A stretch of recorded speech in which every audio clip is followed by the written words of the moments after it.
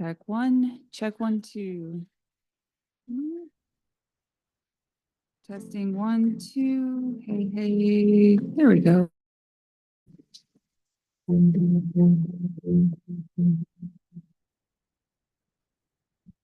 Check 1, 2.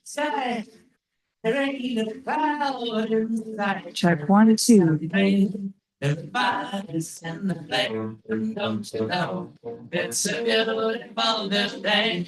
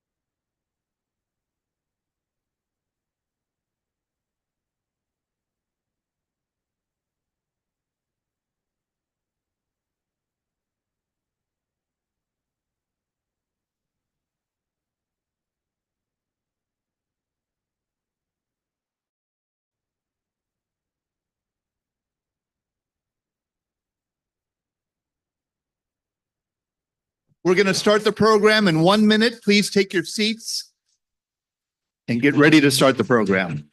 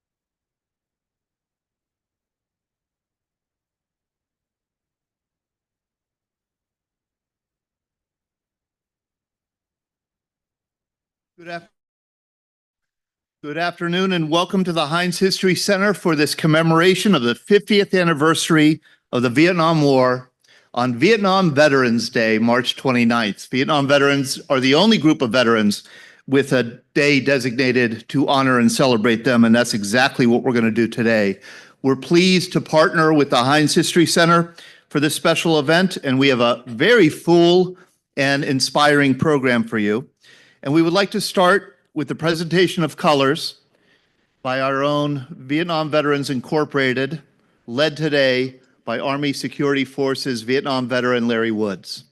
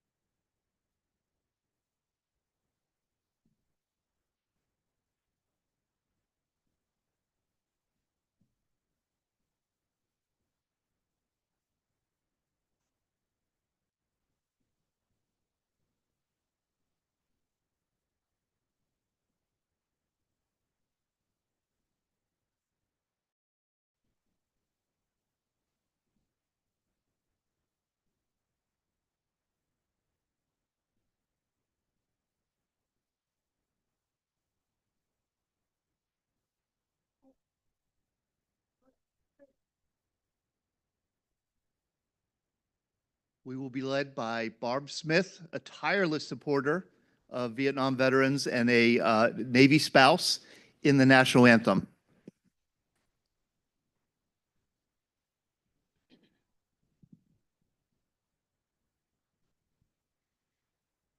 Oh, say, can you see Bond's early light?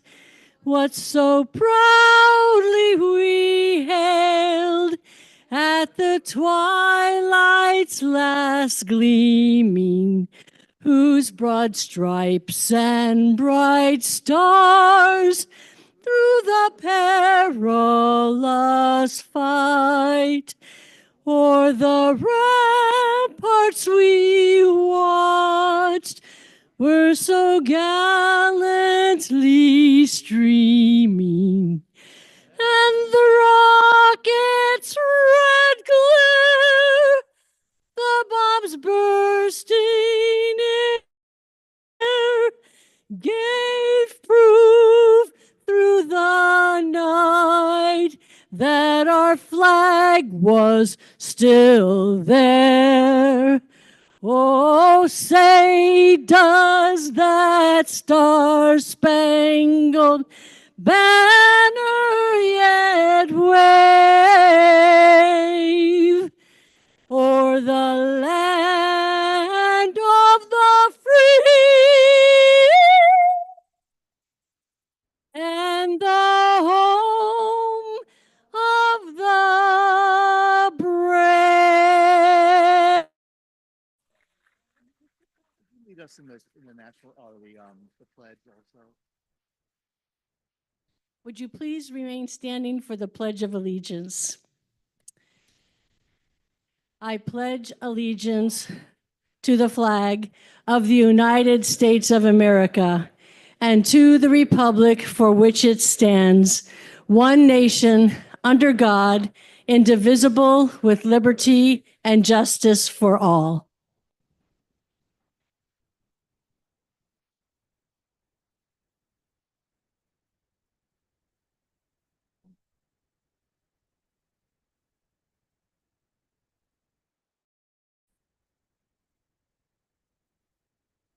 You may be seated. Barb Smith came all the way from Amherst, Ohio for this event, and I'm very grateful she did. Thank you so much, Barb. We're very grateful again to the Heinz History Center for hosting us event for several years in a row now. And we have Samuel Black with us, who's the director of the Museum of African American History here at the Senator John Heinz History Center. And he has decades of experience as a historian, a curator, a writer, an editor, and he's also the author of this book, Soul Soldiers, which is a history of African American service during the Vietnam era. Sam's brother, veteran. Sam Black, thank you.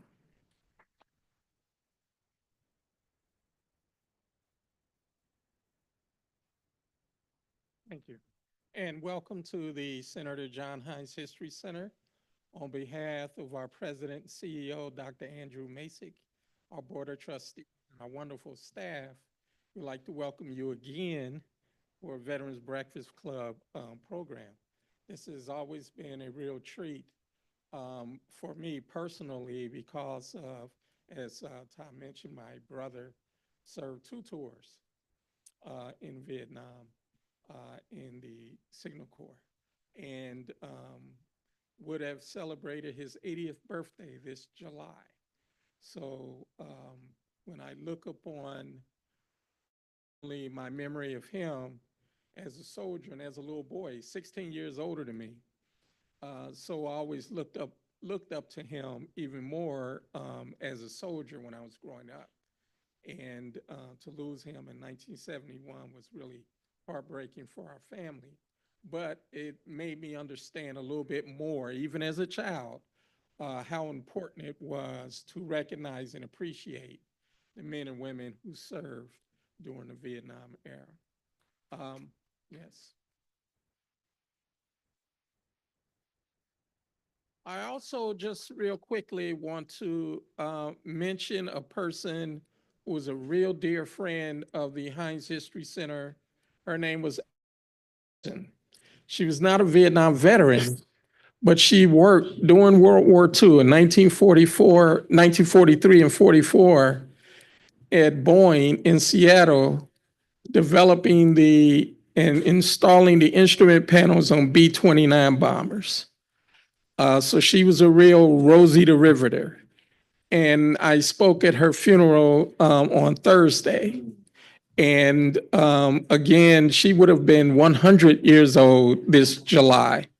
But she was very proud of her service and considered herself a veteran. Her husband, she was in Seattle because her husband was in the Navy during the war.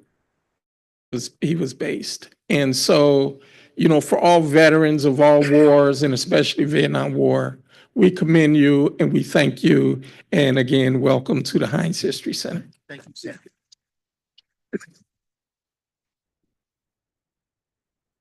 I had the great pleasure of knowing Althea Skelton and interviewing her about her service as Rosie the Riveter. Oh, what a fascinating story.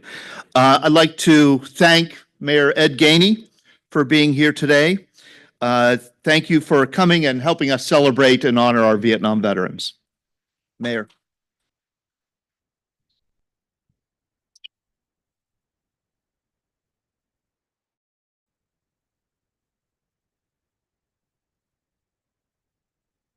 Good afternoon, everyone. How are you?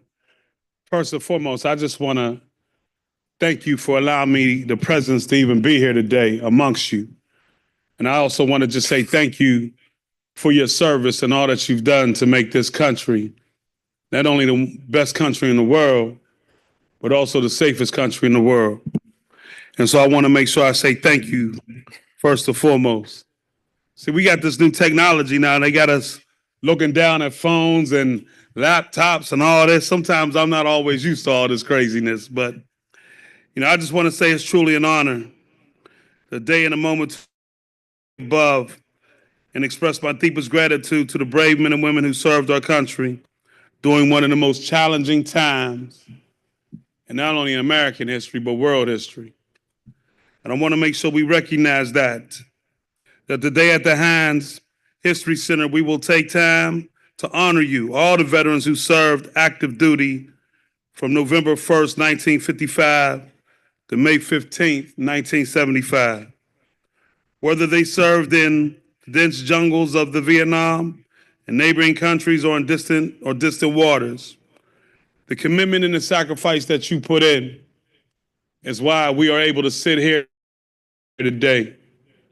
And there's not enough to be able to say thank you or express our gratitude for what a lot of us know, lives that was lost and lives that never was returned nor found. My granddaddy served in World War II. And to all the family members that's here, I just want you to know how much I appreciate you. I watched what my grandmama went through when he went to war. I watched how the family had to struggle. I understand the ups and downs of being the family of someone who's in the military. And I know the toll that it can take, but also the joy that it brings. Make sure I honor that, because in a way of honoring you, I also want to honor my grandmama for what I watched her go through and understand exactly what it was like. So as we celebrate 50, 50, I just want to sincerely say how much I appreciate you. And let's always remember that I don't think we do enough of this. I don't think we celebrate enough. Because the generation that's coming up now should always remember and know the stories of the heroes and sheroes that came before them. That gave them the ability to have the freedom that they have right now. And a lot of times that gets forgotten, that generation over generation over generation forget to educate our children and grandchildren about what we have went through to have this moment in time. And I just want us, as we leave here celebrating the day, to remember to tell a 50 years, a great-great-grandchild, or someone that's a little bit younger, some of the trials that we had to go through as a country to get to where we are today. And when we start to do that, what a commemoration of American history for our children to understand how powerful the military really is. Thank you.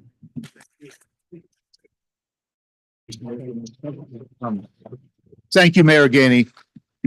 I'd like to introduce Senator Wayne Fontana from the 42nd PA Senatorial District. Thank you, Senator Fontana, for coming today. Would you please say a few things in tribute to our Vietnam veterans? Thank you, Todd. Hi, everyone. I'm State Senator Wayne Fontana. I represent this area, the city of Pittsburgh, a lot of the surrounding municipalities. But veterans and family, I'm very honored to be here today. And I want to thank, obviously, the Veterans Breakfast Club for their invitation to join all of you today.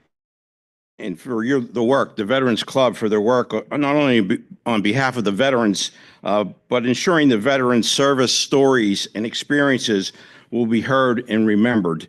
There are a couple of old sayings I just wanted to mention about history. And one is, those who don't know history are doomed to repeat it. And there's another one, a generation which ignores history has no past and no future. We don't want to forget, do we? That's the bottom line, especially for younger generations. That they need to know history, the good times and the bad times, the simple, the difficult. Learning from past experiences, learning our history is important for understanding, so we are all, and you know where we are, where we come from, and where we're going. And it also allows us to reflect on the past, educate ourselves, and try and put ourselves in the shoes of those individuals and understand what they went through during a specific period. Acknowledging and understanding all of your experiences is so important. Today, as we commemorate the 50th anniversary of the Vietnam War, there are more than 6 million Vietnam veterans still with us, including more than 200,000 right here in Pennsylvania. I know that war was controversial back in the day. I grew up with it, and for some time after that. But that war in that era is as important time in our country's history as any other war. Like other periods of history, anyone can read about what happened, documentary or an audio book to listen to. But the best way we all can learn about the Vietnam War and gain a better understanding and appreciation of what happened is from everyone in this room, all the veterans, by hearing your stories, learning about your experiences. And to the extent you're willing to share those experiences, I say thank you for all that you've done. And congratulations again to the Veterans Club for providing an outlet to make sure the living history in this room will never be forgotten. And as we come together today, we honor and thank Vietnam veterans and their families. And thank you for the services and your sacrifice. We certainly want to also remember those who are not here with us today for their sacrifices and the ultimate sacrifice that some of them made. As the mayor mentioned, I also want to recognize and thank the families of veterans. It's difficult on families that have a relative on active duty, and it doesn't stop being difficult sometimes when active duty is done. But I just want everyone to know, in closing, that I am committed to working with my colleagues in the legislature and Governor Shapiro and his administration to ensure we're doing what we can on the state level to provide more to our veterans. Thank you for inviting me. Thank you. Thank you very much for coming. Thank you, Senator Fontana. I am delighted to introduce Senator Devlin Robinson, not only because he represents the 37th PA senatorial district, but also who served 3 combat tours in Iraq and Afghanistan. Please come to the stand, would you please, Senator Robinson? Thank you so much. Thank you. Thank you, Todd. I don't think anybody really realizes how important the Veterans Breakfast Club is to our recovery and our community. You know, I really, coming home from Iraq and Afghanistan, I thought I wasn't supposed to ever talk about my experiences, because that's what my grandfather from World War II, mother from Vietnam, that was what they did. And it wasn't until I started coming to events like this that I found out how therapeutic it actually is to talk about. So I just want to say thank you, because and for putting this on.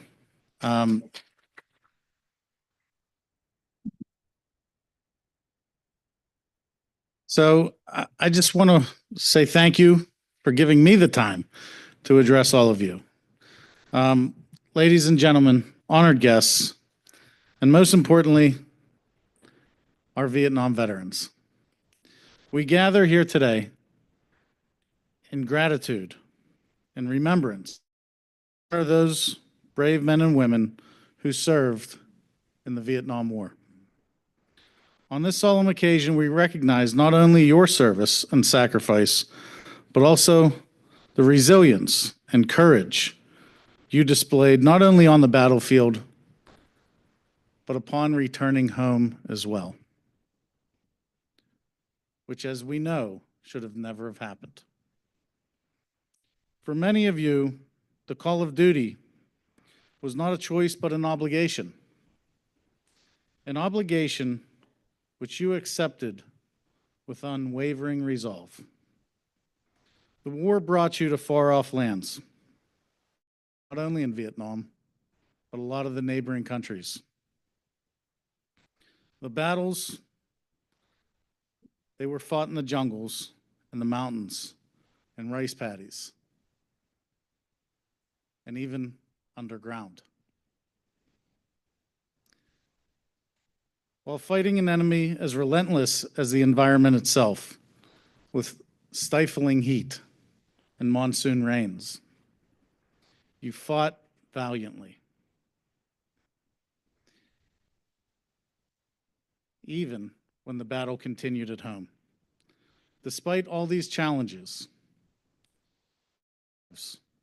you started families and you continued to serve your communities at home while never forgetting the 58,000 men and women etched into that black granite in Washington, D.C. And remembering all the POWs and MIAs that were never able to see their families. But you also led lives of inspiration. And I'm one of those people that you inspired. You inspired to serve this great country. You inspired me when the going got tough in Iraq and Afghanistan to continue through the mission. You even inspired me to come home and continue serving. You inspired me to walk past war protesters, and you inspired me when Afghanistan fell the same way that Saigon fell, to become active, to use my feelings and channel them for good. And there's one veteran in particular that I would like to mention that was my true inspiration, Dan Poltz. A lot of you, I'm sure, know. Dan passed away this last Thanksgiving. And he passed away the morning that he and I were supposed to get breakfast together. And it wasn't in his funeral that I realized the amount of time and love and attention he gave me over those 20 years. And that he was the one that was showing me through example how to be a veteran. And I would not be here today if it wasn't for him and all the people that he introduced me to, people out there in the crowds. So I just want to say thank you and keep up the great work and keep inspiring veterans. And on behalf of the state of Pennsylvania, I want to say thank you for your service and welcome home.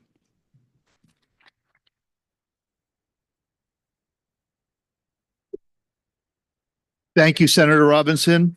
We are very grateful to Aetna for being the premier sponsor of this event. And Director of Business Development, George Yamalis, is with us today with a message for our Vietnam veterans. This was a lot of work to put together, and Aetna made it very easy for us, and we're very grateful to them for this. Thank you, George. Ladies and gentlemen, I need to say thank you to you, the veterans. So if you can please give yourselves a big round of applause. God bless you, and thank you for everything you did for our country. I can't overemphasize that. It's tough to follow the senators as well as the mayor, but I'm going to do my best here, okay? I am a great nephew of a colonel that served under Dwight Eisenhower. And to hear the stories that he used to tell us growing up was incredible. I never wanted to believe them. Coming into environments like this, it puts testimony all together. I also want to thank Todd DiPastino. Without Todd, yes, please. Forums like this don't come together without people like Todd and his staff. So God bless more years to do this, okay? Because it takes a dedicated person to do such. Ladies and gentlemen, Aetna Medicare Solutions, if you don't know what our Eagle plan is, we have a young lady out in the hallway with a table that will talk to you about what the Eagle plan is. I like to mix business when we do a sponsorship, but it's very important for our vets to know, in addition to the VA, there's benefits out there that are better and will help you choose your health care for what you want. If you don't know what that Eagle plan is, please talk to Nina in the hallway today. Make sure you know what that is. We appreciate the opportunity to work with the Veterans Breakfast Club, and we look forward to this relationship for many more years to come. God bless you and have a great day. Thank you. Thank you, George. Hey, I wrote all my comments right down, and I promised myself that I would stick to the script. My gift to you would be that I would not depart from my script. Well, I'm breaking that promise. Only because I want to introduce, World War II has been mentioned in the room today, and I'm so moved. This is a day dedicated to Vietnam veterans. It's for Vietnam veterans, and I am moved by the number of people who are here who are not veterans, who are family members, spouses, children, grandchildren, young people who are here who maybe don't even have veterans in the family, who are here simply to pay tribute to our Vietnam veterans. And I'm really moved that we have two World War II veterans with us who came. One is 100-year-old Warren Goss, who landed on D-Day.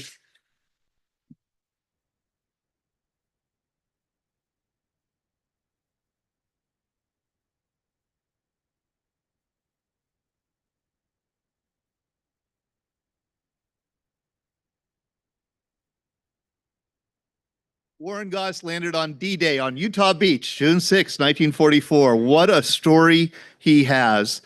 And our other veteran is an Army WAC, 100 years old, Emily Drake.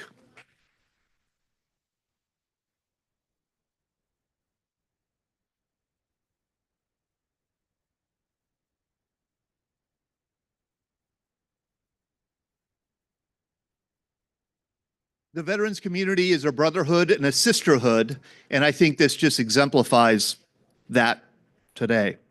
You know, last year, I asked Lynn Nguyen to come to this event, and you might remember she spoke movingly about her family, her family's history, her family's escape from Saigon.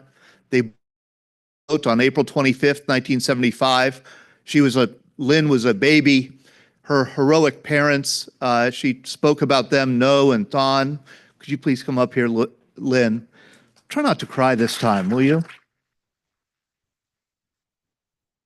For me, it was a highlight of the program last year. It was, and we just felt that on the eve of the 50th anniversary of the fall of Saigon, 50th anniversary, 50 years ago on April 30th, Saigon fell, the final end of the Vietnam War. And I know that most of our Vietnam veterans here today remember that day and remember what they felt. And that feeling and that sense of remorse, I think, was echoed in Devlin Robinson's generation in August 2021. So I thought I would invite Lynn, and I'm so grateful that she brought her heroic parents, father and mother of 8 children, No and Ton. Knock. It's pronounced knock. It's pronounced knock. It's pronounced knock, okay. Knock and Ton. If you could stand, please, and be recognized. Đứng lên được không? Ba má mà đứng lên. Knock.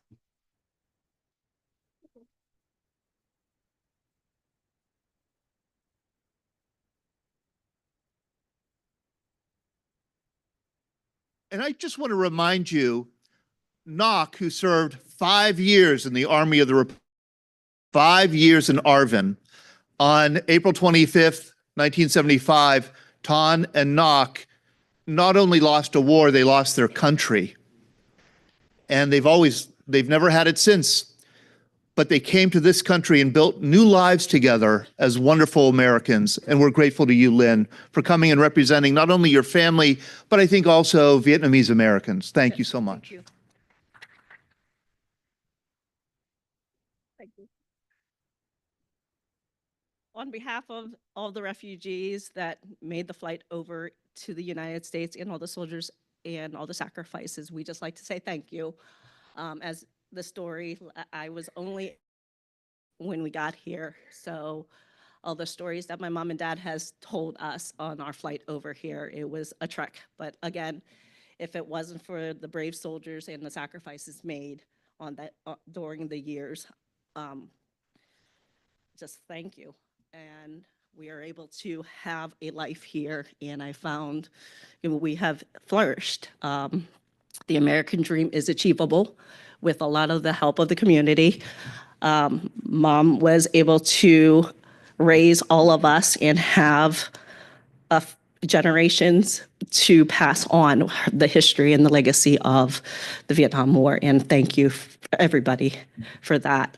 And I don't know what else to say besides that it would have been a different, let alone if I even survived being back in Vietnam if it wasn't for all the soldiers and sacrifices. So thank you. You're welcome. Thank you. And thank you, the Nguyen family, for coming today. It means very much that you would join us and honor our Vietnam veterans. Our next speaker, Dr. Rose Gantner, is one of the most vivacious and inspiring people you could ever want to meet. Before her successful and varied career as an author, an educator, an executive, and a psychologist, CEO of a hospital, before she did all that, she was one of 627 women who volunteered to serve in Vietnam with the American Red Cross for their supplemental recreation overseas activities group. She was a donut dolly.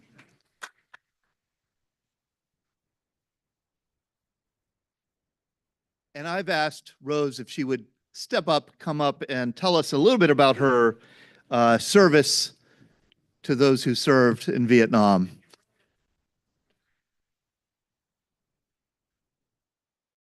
Kool-Aid and the donuts.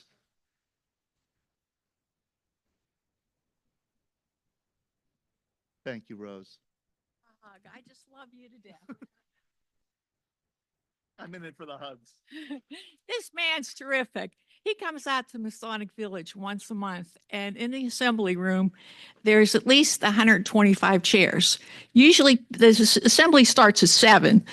At 6:40, everybody's in the room because make sure they get a chair. And then there's even seats outside because he teaches us history lessons of all the presidents, the wars, and everything. And if it wasn't for Todd, I wouldn't be here because I kept quiet for many years. But if you'll forgive me, sometimes eyesight, gets a little that way. So I'm going to read this from my iPhone. First of all, I'd like to thank you for attending this event and supporting our marvelous troops. Today in D.C., over 50 donut dollies from various states are at the Vietnam War Memorial for this national remembrance. They know I'm speaking today, and on their behalf, they asked me to make a plea to all of you. So here it goes. I have a special favor to ask, and at the end of my speech, if you agree that we fulfilled our mission, all donut dollies would be most appreciative if House Representative Bill 2081. This recognition is for the Congressional Gold Medal Act. Purpose found me early in life. When I was 22 and 24 years old, I resigned from teaching positions after finishing a year each at Chartiers Valley Senior High School, right in Carnegie, and the University of Pittsburgh, to serve 2 different tours in Vietnam. I served from June 1966 to 67 and January 69 to 70. I could not turn down the Red Cross headquarters to return again, this time as part of the team. Our program, as Todd mentioned, was called Supplemental Recreational Activities Overseas, SRAO, and was under the auspices of the Department of Defense. There is a famous Chinese proverb: he who returns from a journey is not the same as he left. Vietnam changed my life forever, and I really appreciate daily living, family, teamwork, leadership, friendship, and kindness. Donut dollies got their name during World War II in Korea, as they really did serve donuts then, besides doing recreational programs and driving Army trucks. There were no donuts, but had Kool-Aid, which the servicemen called bug juice. Young GIs called us affectionately chopper chicks. We like that name too, as we rode several times daily in UE helicopters by brave crews to forward fire bases. They especially liked when we're getting on and off the helicopter and the dust and the wind's blowing and our little culotte outfits are going a little bit higher. Remember, these men were almost all drafted and very young, 17 to 22 years old. The average age was 19 years old. Teenagers, and 76% from lower socioeconomic families. Only 34.5% are still alive. We lost, as several people before me have spoken, 55,000 American soldiers, and the South Vietnamese lost over 200,000. Altogether, 627 women served with American Red Cross in Vietnam from 1966 to 1972. I'm proud to announce that Laura served in 71, and she's in the audience too, from Ligonier. Would you just raise your hand? Thank you, sweetheart.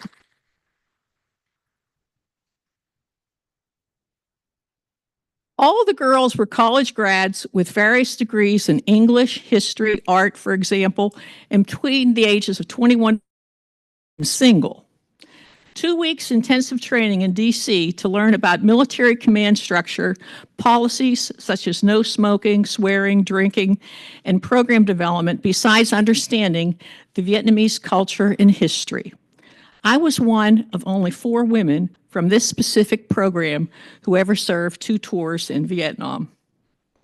No training, however, prepared us for some awful war tragedies we experienced when frontline troops were assaulted at a forward fire base with incoming fire, or a military operation did not go as planned, and especially the negative reactions we all received coming home statewide. Thus, quiet for many, many years. Everyone and every vet has a story to tell. And now time to tell ours, thanks to Todd. We were civilians who wanted to improve military personnel morale and be the next best thing after the mail from home. We had 15 units deployed throughout South Vietnam. Each unit had 4 to 8 women, each based on military size and structure. We worked with the Army, the Marines, and the Air Force personnel. Navy personnel were at sea on ships, especially near Quy Nhon. Once in 2 years, I was invited on a Navy ship and saw real china and silverware versus I thought I'd gone to heaven and back. My first tour, I was stationed in Nha Trang, Pleiku, and Long Ben. Early on, I was promoted to a program director and then later to a unit director. My second tour, I was stationed in Saigon and lived with an Army nurse, but there only 1 day per week as out in the field constantly. As an assistant executive director, my job was to check on logistics and match girls' personalities with their skill sets so mobile programs in the forward fire bases were entertaining, challenging, and fun. Sports, history, and music themes were very popular. Programs with props and large brown canvas bags, laughter, helped boost morale, and temporarily men's minds off the war. Many thought of us as their big sister, girl next door, young wife, or cute Americans with round eyes. Two girls traveled together, usually from different sections of the United States. We wore blue and white striped culotte uniforms, smiled, and did 6 to 7 programs per day. Depending on locations, in the evenings we were at the recreation center or visited troops in the field hospital. We frequently had incoming mortars at various fire bases and regularly spent much time in the bunkers. We generally lived in tents or trailers, depending on field locations. To live short-term in a villa if stationed in a train, which has a beautiful beach. We worked 6 to 7 days per week, and on our day off did community services with Mountain Yard tribes, teaching them basic hygiene.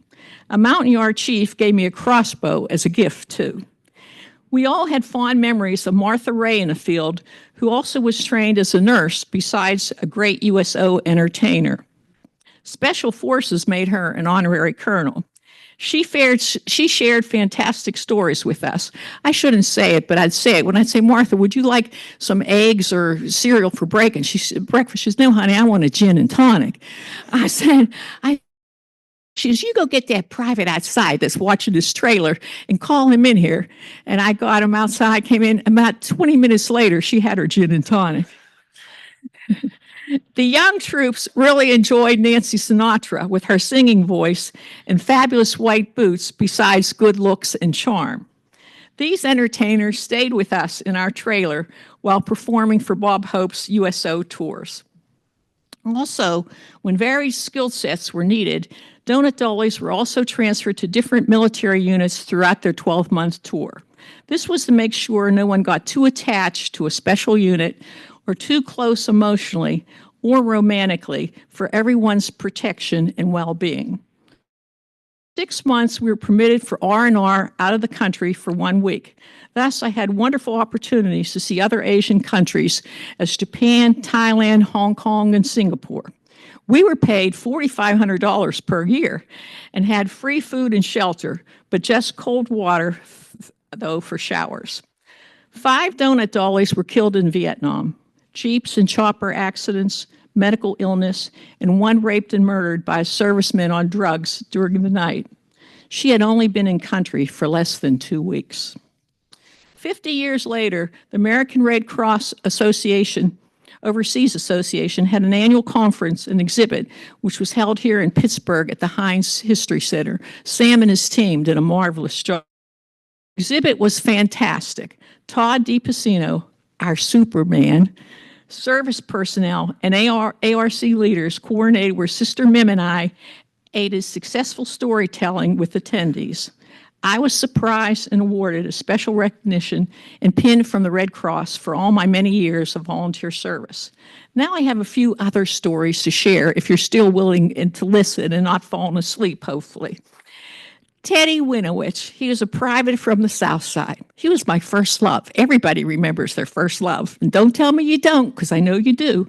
2nd grade in the movies, he said to my mother, Mrs. Carlo, may I take Rose to the movies? He sends for each of us for the movies and even money for refreshments. So, of course, my mother said yes, and she drove us. Unfortunately, he was killed in Vietnam in 1964. He was a gunner and known as, excuse the expression for swearing, but this is what we called them, badass, due to their high-risk position and being fearless. He truly was fearless. Seeing his name at the D.C. War Memorial was very emotional. He was the first soldier killed from Pittsburgh, Pennsylvania, and he was only 21 years old. Another story, meeting my first cousin, Jules Bobick. I can't go into that too much because it would take too much time, but it was arranged by military, so Jules had 2 days in country, R&R. Fantastic memory, and I know he's looking down from heaven today. Receiving one and only phone call from home in Pittsburgh. Sister Mim was so excited, she only said, I only have 3 minutes to talk, this is expensive. An existing announcement of being pregnant after several years of marriage with baby Nick. Recently, Mim found the bill for $16. Story about the Vietnam area and hospital field where I asked the doctor about a private area where a soldier was alone and suffering from depression. Jesus Christ. I told him my name, shook his hand, smiled, and knew fate had intervened and motivated me later to become a counseling psychologist.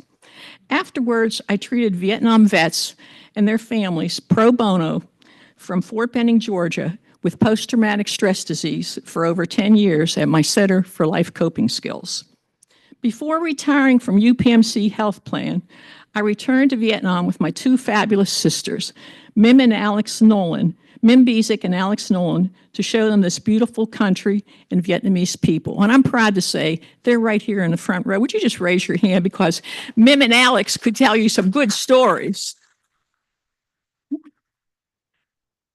Also, I had the opportunity to voluntarily consult with the Department of the Institute of Medicine for 12 months in DC, along with other talented interdisciplinary members, including General Peake.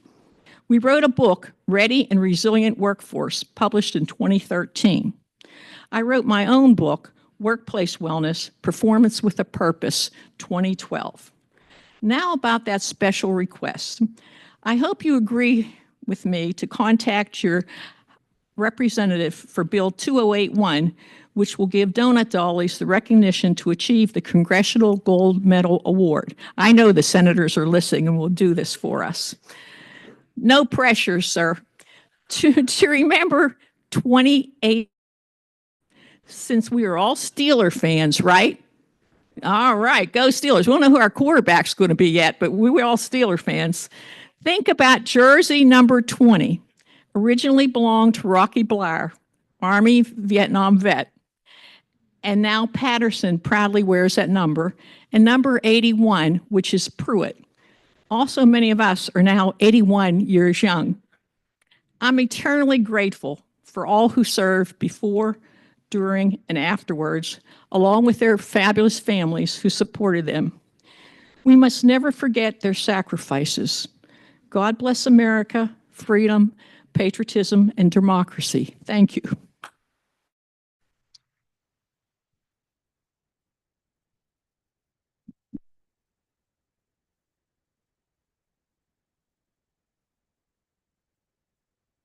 Thank you, Dr. Rose Gantner.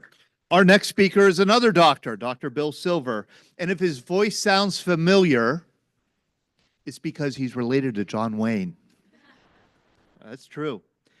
Before his career with Duquesne Light and United Way, and as the pastor of the Bridgewater Presbyterian Church in Beaver County, Bill served in the United States Marine Corps, and he served in an elite and highly successful counterinsurgency initiative called the Action Program, which embedded Marines into Vietnamese villages to defend the villages from Viet Cong attack and infiltration. I asked Bill to come today to talk a little bit about his experiences in Vietnam, especially one that changed his life. Bill?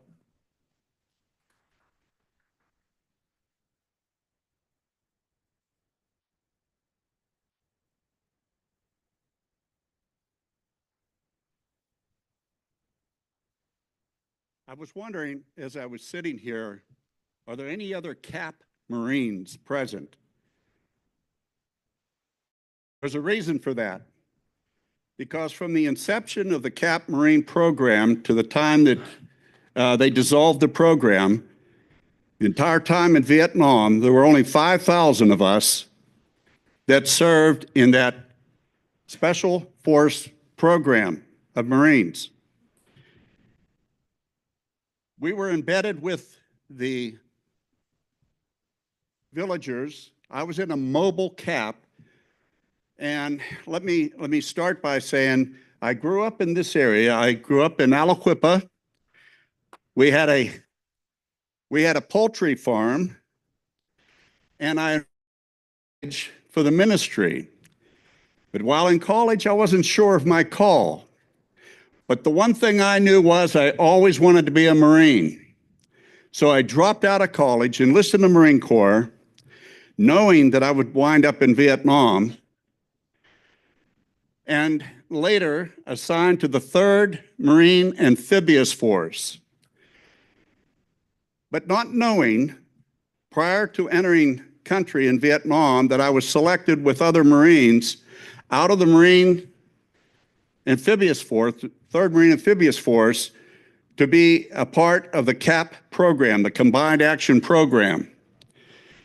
I was taken out into the field, 12 of us, if we were at full capacity of Marines, a corpsman, and we had maybe 15 to 20 PFs, Popular Force militia, that we would train. We would train them, and we would also give medical care and civic action for the villagers. We had 3 to 5 villages that we were in charge of, and our CAPs would all connect with each other. That was done on purpose to prevent the VC and the NVA from infiltrating and getting in between us. And so we would support each other.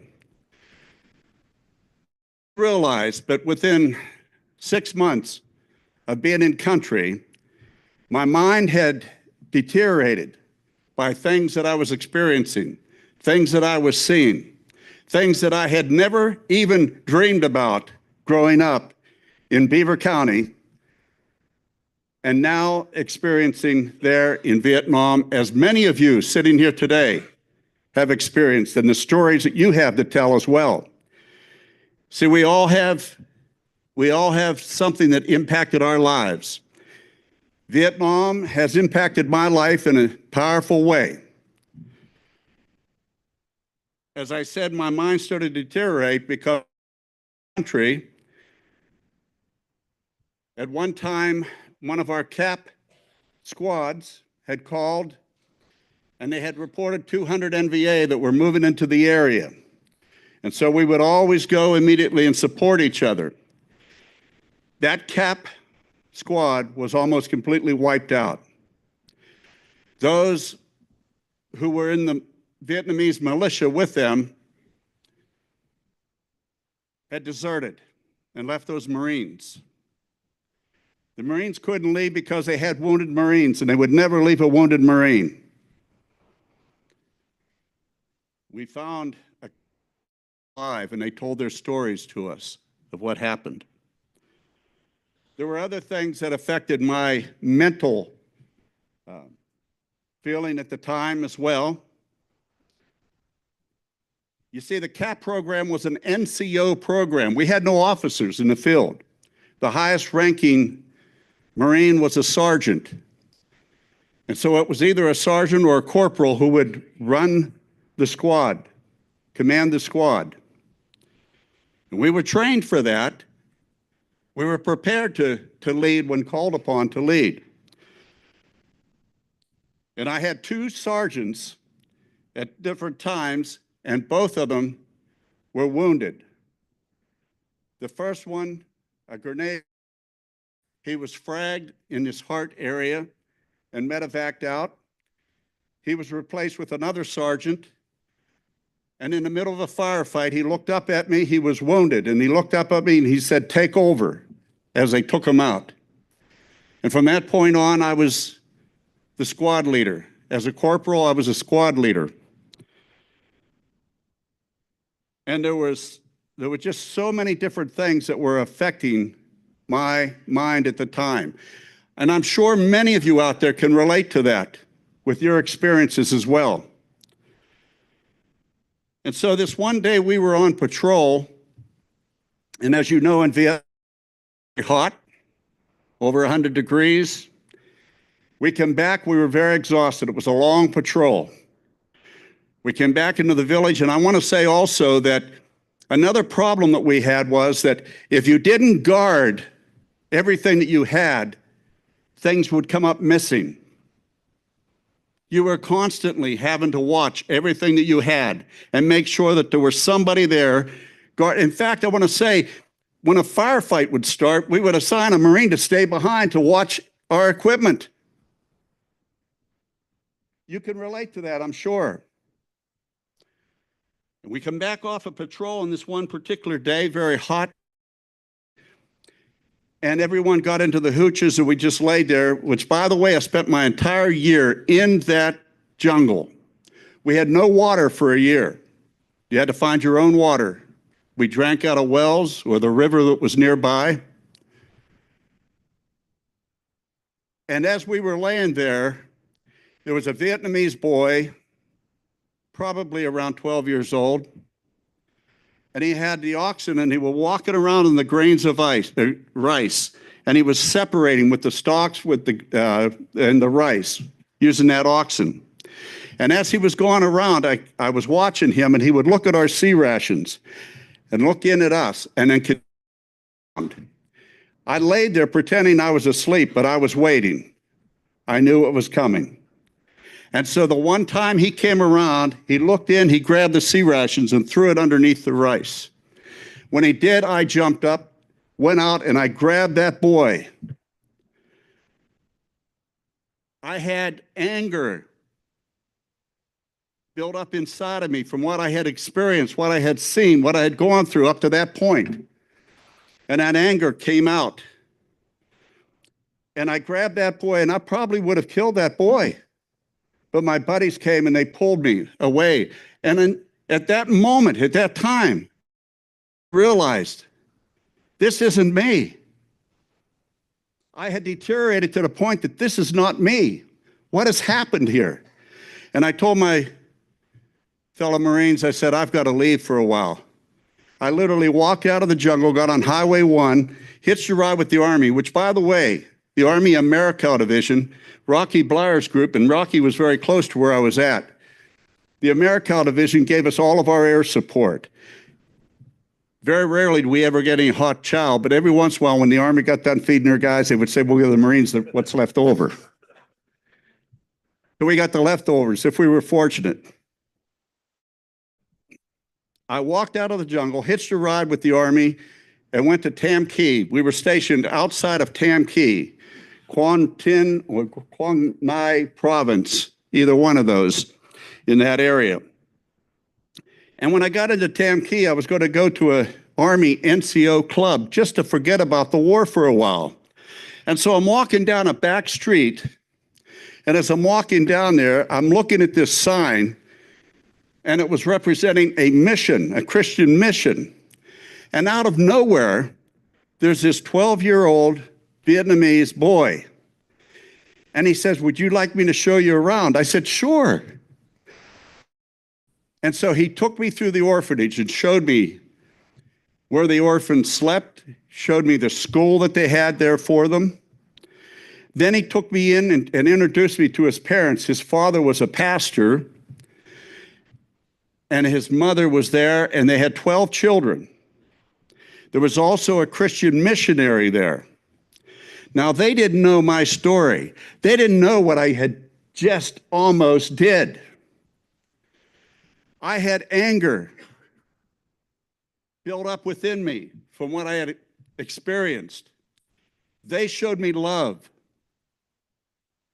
I was a hardened Marine, and they showed me care.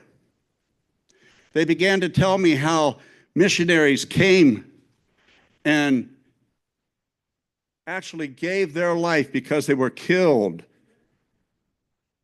helping the people of Vietnam, and how because they made that sacrifice, because they traveled thousands of miles to be where they are, people they didn't even know, and they were willing to give their life for them. The pastor told me, I wanted that. And he says, it was because of them that we gave our life to Christ. And we are Christians. And we are dedicated to helping these orphans. My friends, my life totally changed at that point. All the hatred, all the anger, anything I had within me, all melted away. I was a different Marine when I walked back out into the jungle. In fact, I don't think I've told this before, but when I got back to the jungle, I took a box of sea rations and gave them to that boy.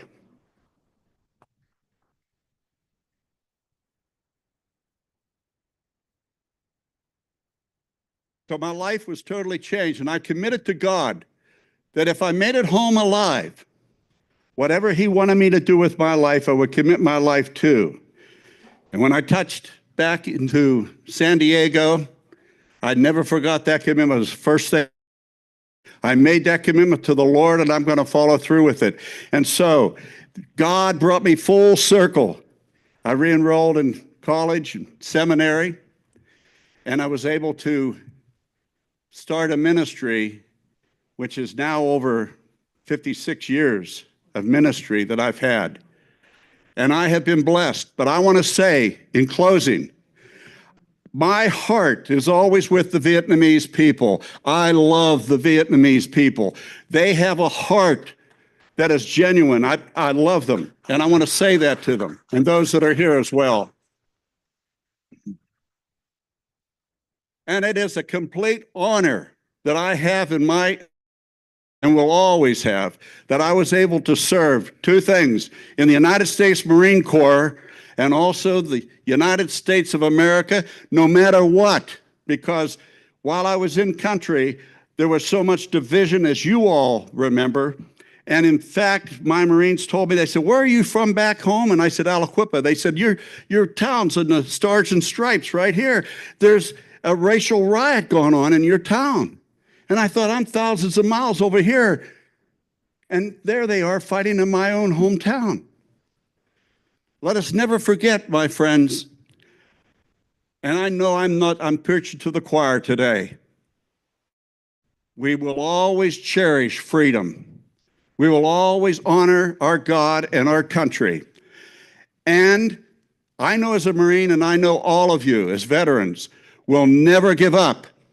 There is always hope. Always remember that. No matter what you have in your life that's going on, no matter what's affected you in your life, no matter how far you might be down, no matter how many times you have refused to talk about your story, you have a story to tell. No matter how many times, there is hope. There's opportunity. Take hold of it and never give up. Never give up. God bless the United States of America. God bless each and every one of you, and welcome home. Thank you, Todd. Thank you. Thank you so much, Lord. Thank you, Bill Silver. Before we get to the roll call of our Vietnam veterans, I would like to invite a friend of mine, Marine John Barber, up to the stage. John served in the Marine Corps with Hotel Company, 2nd Battalion, 5th Marines in Vietnam, 1966, 1967. And he has some remarks on how he survived his 18 months in Vietnam. Thank you, John.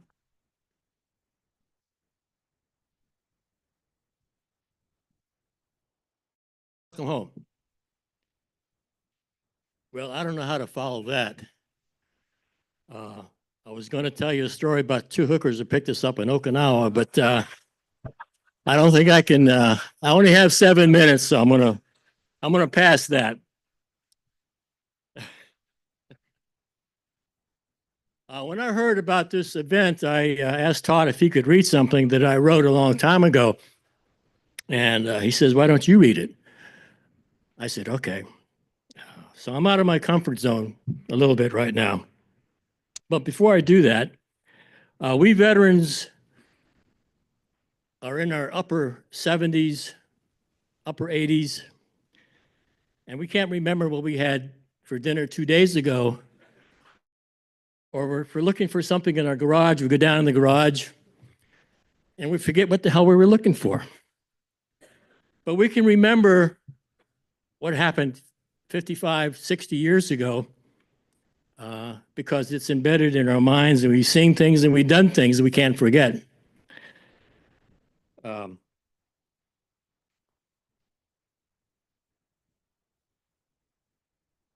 The word hero is used a lot. What makes a person a hero? What makes an 18 or 19-year-old Marine in the jungles of Vietnam bunker shoot and kill his buddies? And he picks up his rifle and he runs towards that bunker by himself, takes out that bunker while he's getting wounded, and saves countless lives. What makes a person jump on a grenade to save his buddies, not knowing that he might get wounded or even killed? What clicks in their mind? What makes a person do that? There's a quote from Sergeant Major Basil Plumley, 7th Cavalry Division. He says, a man is a hero, or excuse me, a hero is a man who makes the other son of a bitch die for his country. I thought that was pretty cool. But this is what I wrote that I wanted Todd to read, and I'm sure a lot of you veterans out there can relate to it. It's called Why I Am Alive Today. I'm alive today because of Navy and Marine pilots in F-4 jets, dropping napalm and strafing the enemy with their cannons while the enemy was right on top of us. I'm alive today because of ships off the coast of Tonkin firing their 16-inch shells in VA that was coming to overrun our position.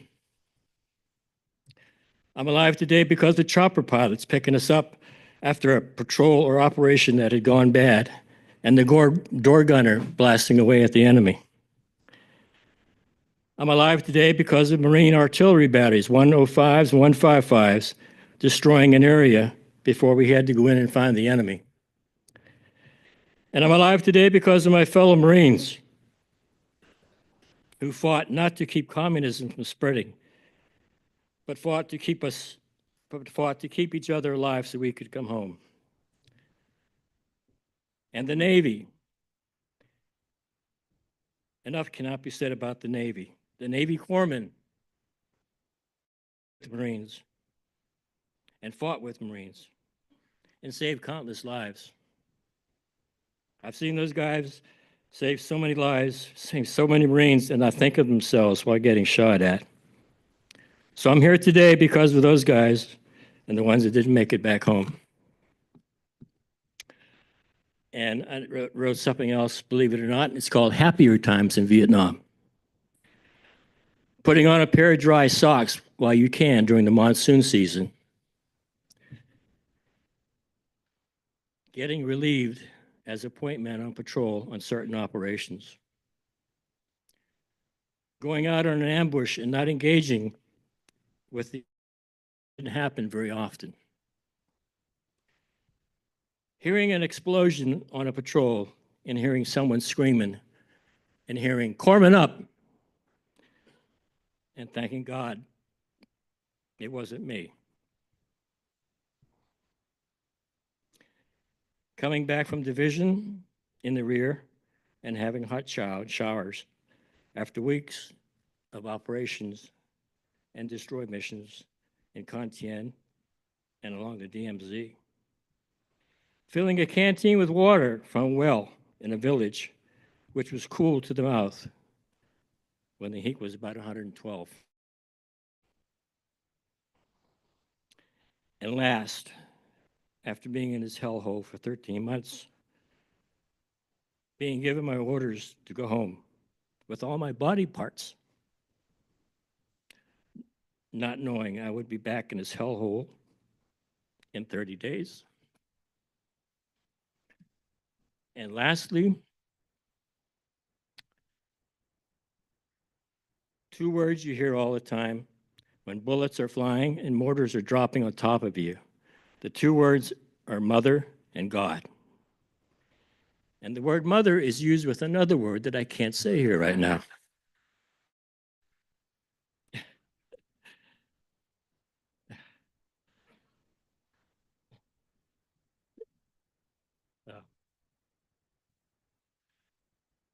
I've called God so many bad names of being in certain situations that I thought I was going to die. And the next thing I'm praying to him to get me out of that situation, and he did. I don't know if it was an angel with me or the training that I had or a little bit of both. I served 2 tours in Vietnam, and that angel never left me. I don't know why some Marines next to me die, and some Marines come home. After 60 years, I'm still trying to figure that out. I hope I live a long time, but when it's time for me to go, I hope I pass inspection at the pearly gates because I know I'll see all the Marines I served with. God bless all you Vietnam veterans, and God bless the Marine Corps.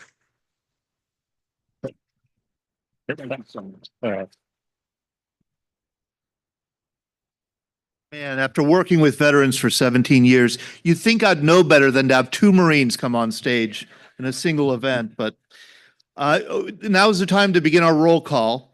And we will do the roll call, name every Vietnam era veteran who's in the hall today.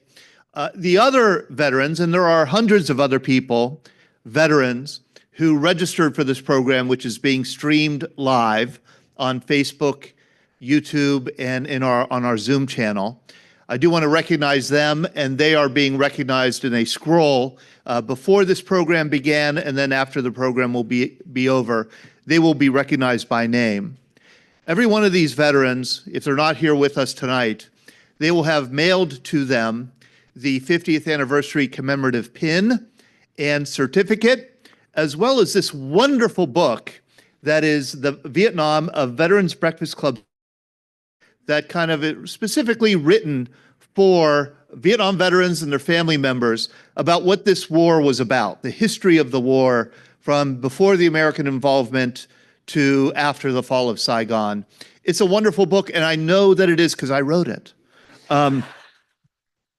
So after the roll call, and we have 175 names to be called here, we're going to have an announcement from Shaler about the wall, Shaler Township, about the arrival of the Wall That Heals in May, and also a few words about our Veterans Day Parade coming up in November. So I'm going to ask Larry if you wouldn't mind stepping up, and Vitas and Tiffany Leitner from Tapestry. Thank you very much, Tapestry, Moon Township.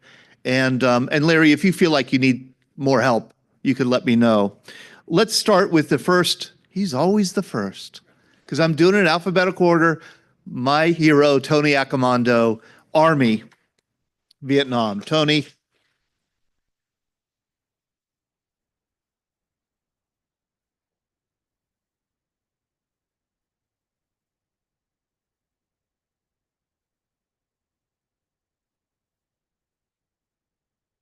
We also have, he served in the Navy from 1972 to 1975.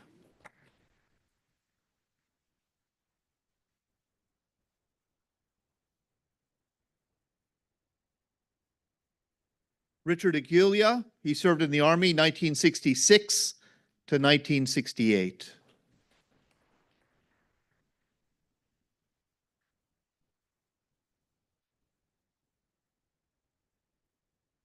David Albert served in the Air Force, a nice long career, 1964 to the year 2000. David Albert.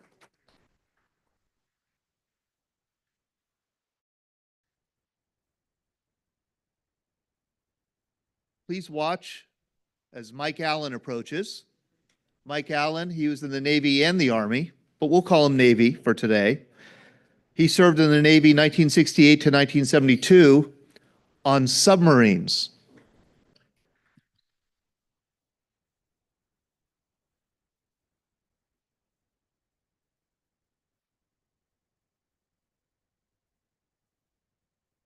The former president of the board of directors of the Veterans Breakfast Club was Ray Emilio. Ray is here today.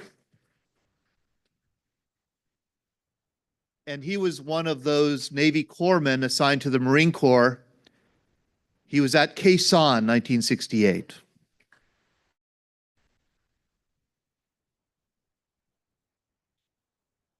George Andreen was also a Marine, Vietnam. George.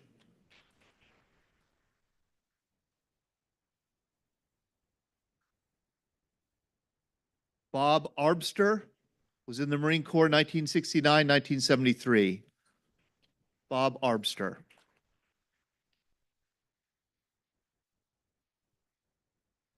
John Barber, Marine Corps, 1965 to 1971.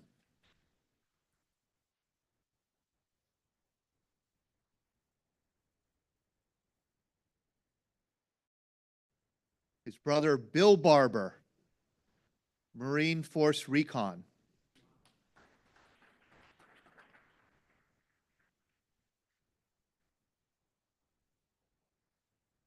I hope Elaine Berkowitz is here. Elaine was in the Army Reserves, 1974 to 2012. If she isn't here, then we will send her pin and her book in the mail. David Berman, Army, 1967, 1969.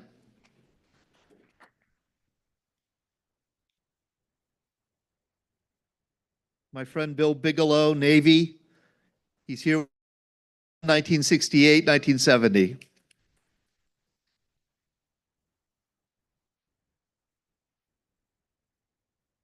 Glenn Blazewick was Army, 1965 to 1967.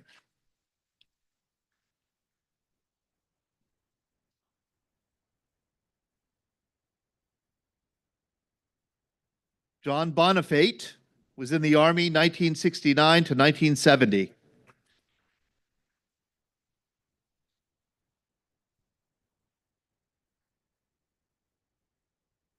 Colonel Bill Boswell was in the Air Force, 1964 to 1990. Bill Boswell.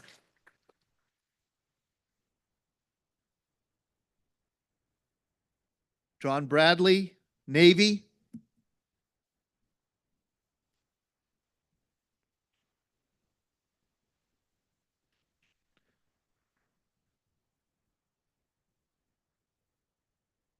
Ray Brendel. Was Ray here? Ray Brendel, Army, 1973 to 1976.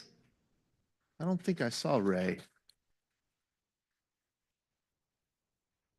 Larry Bresselsmith, Jr., Marine Corps, 1965 to 1970.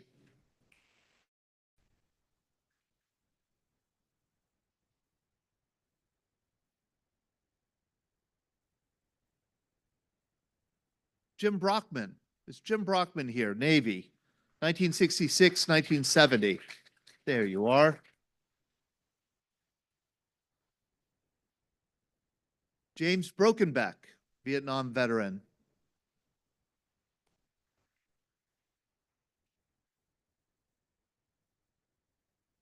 Andy Bernecki, Army, 1958 to 1964.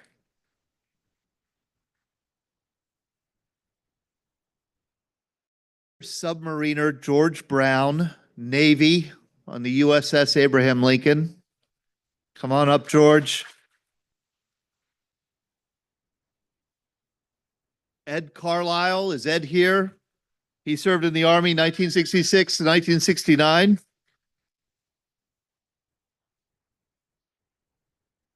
Don Carter served in the Army, and he was in Vietnam 1968, 1969. Don Carter.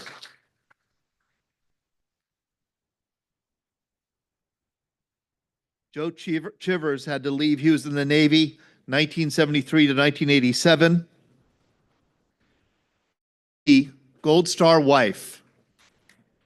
You would like to come up and be recognized.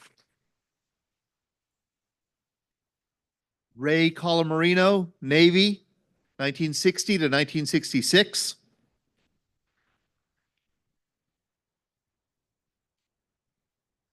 Coleman Conley, Navy, 1962 to 1966.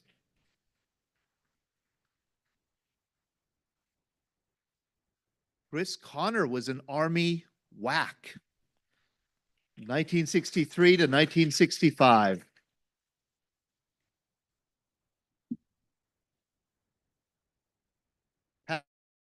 Army Vietnam veteran.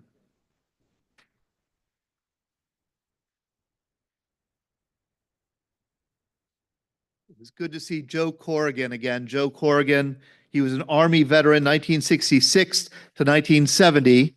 You know he was in the cavalry because of his hat.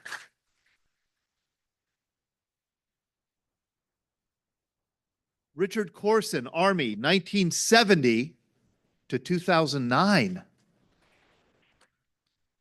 He must have liked it. Jim Covert, Vietnam veteran.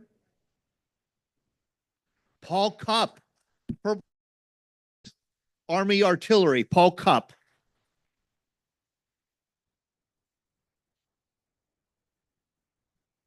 Rich Curnow, Navy, 1961 to 1967.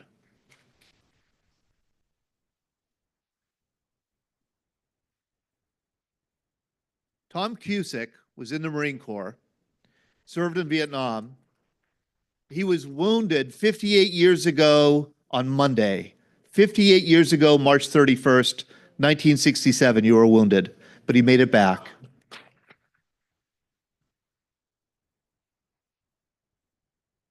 Tony Dean, you're here, Army, Vietnam.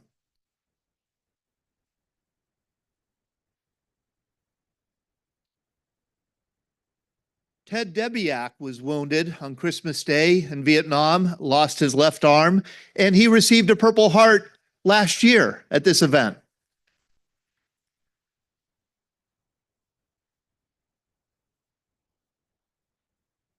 Tom Decker had an interesting job in the Army. He was a journalist, 1966 to 1969, Tom Decker.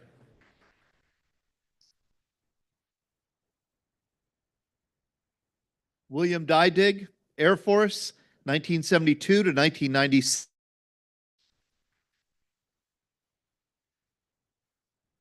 John DeLallo, Air Force, 1968 to 1989.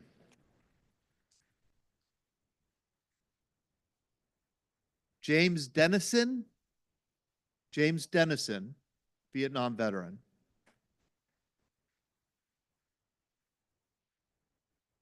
Jerry Daring was in the Air Force, 1973 to 1977. Jerry Daring. I like it. He's clapping for himself. That's good.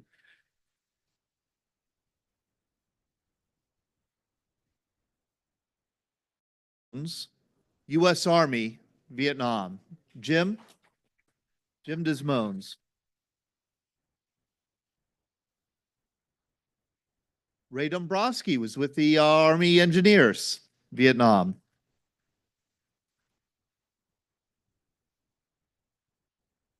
Rick Arisman was a radio man in the Navy on LSTs, 1969 to 1974.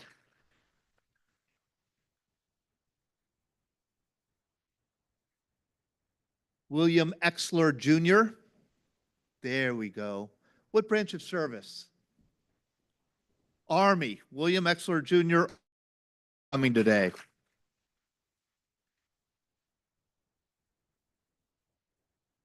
Harold Faust was in the Army in the 199th Light Infantry Brigade. Harold, 1968 to 1969. There you go.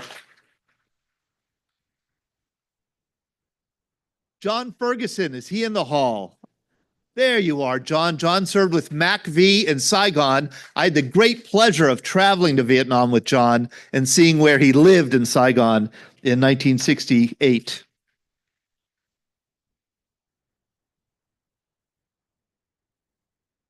Jessicita Ferrari, Air Force, 1968 to 1971. Tom Fife, Army, 1969 to 1971. And Tom has written a memoir. Bruce Folkrod and Charles Folkrod. I assume they're related. Vietnam veterans.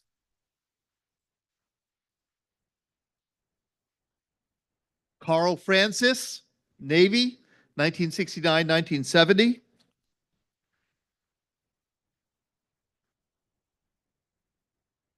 Jim Frank, boy, did he have an interesting job in the Navy, 1966 to 1970.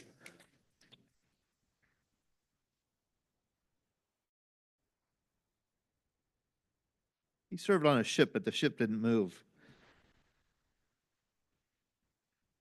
Ford Fuller, Army, 1968 to 1979.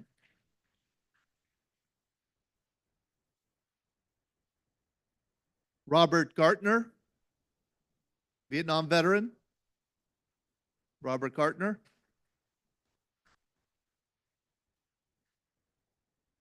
You know, this is a sad note. James E. Gales registered for this event, and he passed away earlier this month. He couldn't make it to the event, but I do want to recognize him.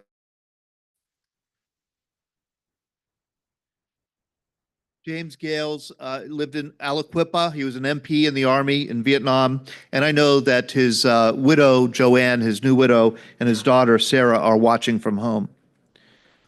Joe Galoo's Army, 1967 and 1969.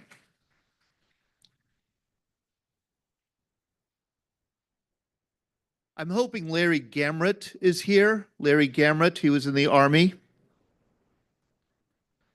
Lance Ganassi. Lance Ganassi. Mike Garreton. Mike Garreton. 1969 to 1979. Mike was a Navy Seabee.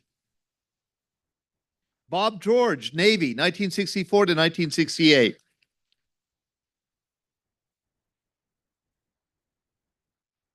Oh, I've had the great pleasure of traveling with Chuck Giovannitti also in the Navy, 1965 to 1969. I've learned a lot about the Navy from Chuck. Larry Golofsky, Army, 1970, 1971. Larry Golofsky.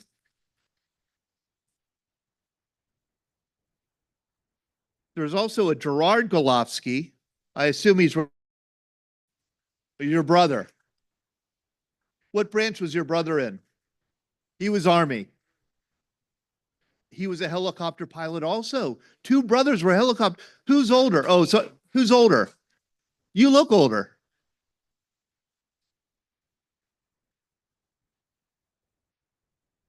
Richard Gotch, Army, 1966, 1972.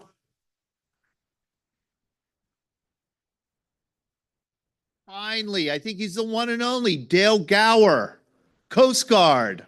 Come on up, Gail.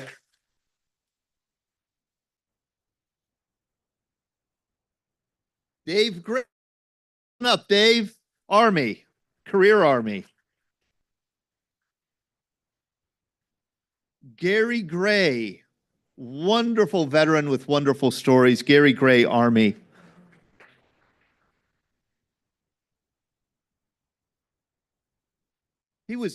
Gary Gray was sent home at the end of his tour in the Army. It was time for him to come home. They couldn't find him. It's the craziest story.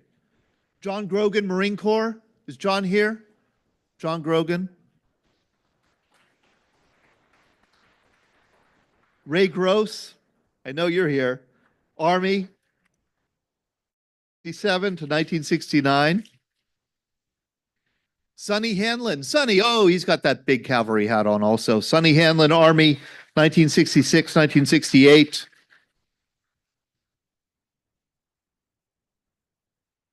Bill Henretti, Army, 1967 to 1969. I know Bill's here.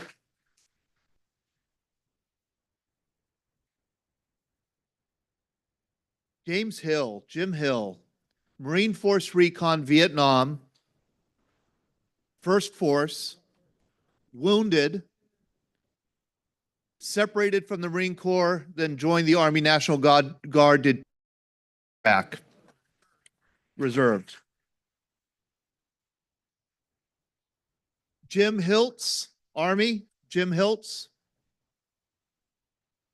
Patrick Hodge, Air Force and Army, 1965 to 1988.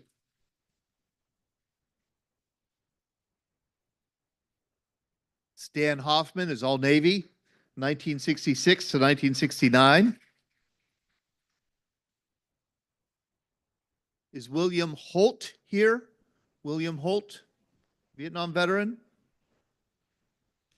Dennis Hughes, Army, 1966 to 1970. Dennis Hughes. Bill Jeffcoat is sick. He sent me a note. He was a Cap Marine. He was a Cap Marine like Bill Silver. He's homesick, 1966, 1971. We'll put his pin and book in the mail.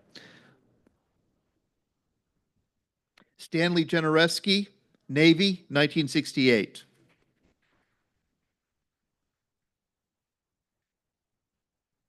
Brent Johnson, Vietnam veteran.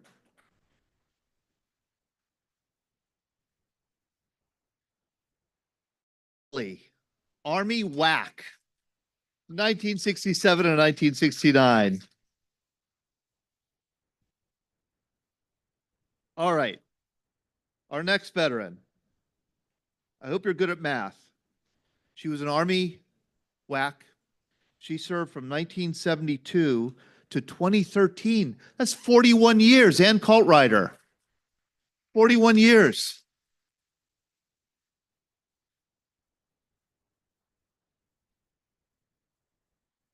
Her husband is a Vietnam veteran, Army, Jim Kaltrider, 1969, 1972. I had the pleasure of traveling to Vietnam with them also. Dwayne Kelly, Air Force and Army, 1972 to 1996. Is Dwayne Kelly in the hall today?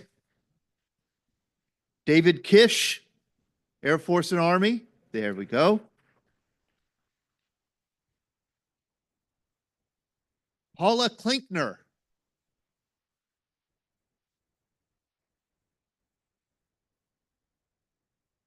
Paula served from 1962 to 1965 in the Marine Corps.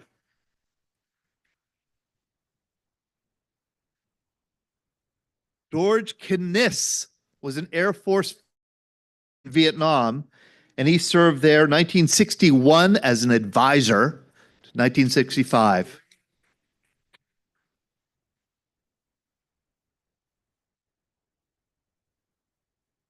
And he took a photograph of elephants in Vietnam.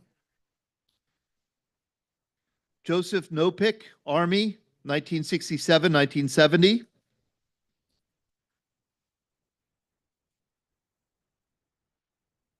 Paul Codman, Army, 1967, 1969.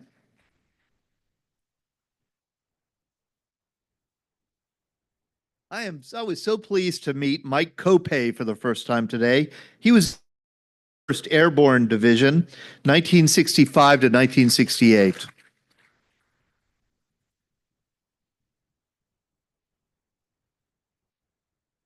Joe Cartarba, Army, 1967, 1969.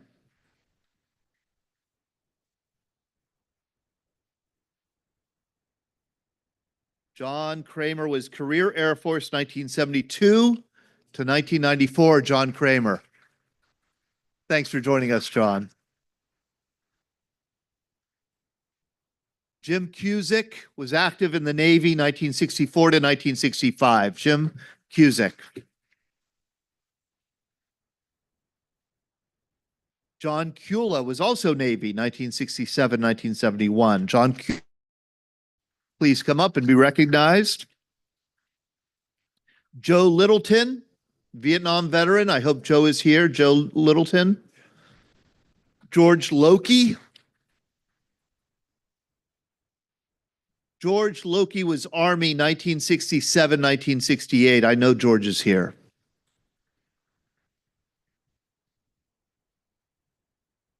Charles Macy should be here. Charles Macy,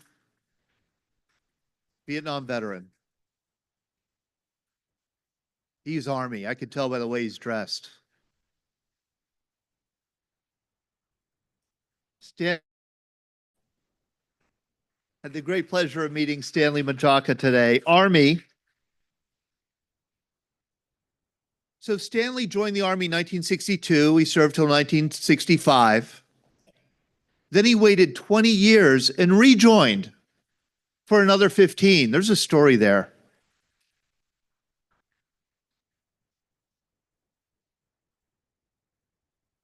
Gary Mann, Army, 1969, 1971.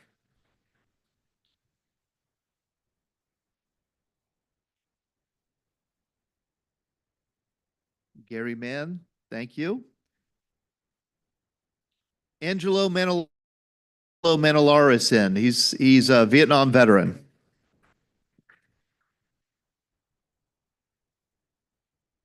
Judge Mike McCarthy, Navy Seabee, is he here? I didn't see him today. Is Mike McCarthy here?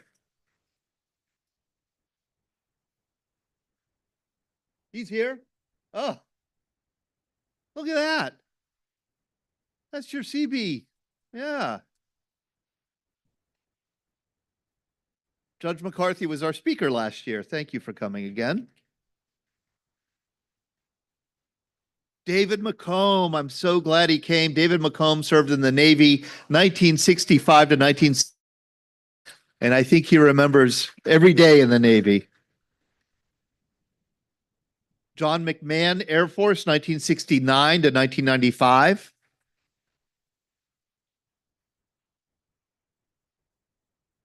My friend Dan McPoyle, Navy, 1969 to 1970.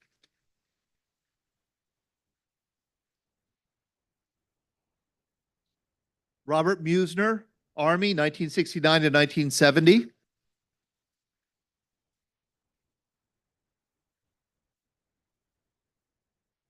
Terrence Michael, Army, 1965 to 1968.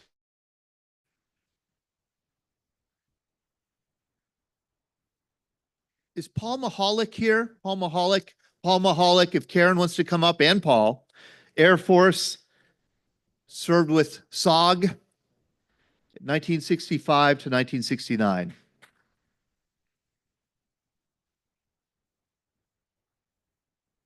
Thank you for coming, Paul.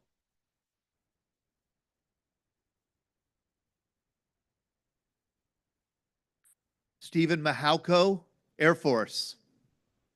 Steve Mahalko.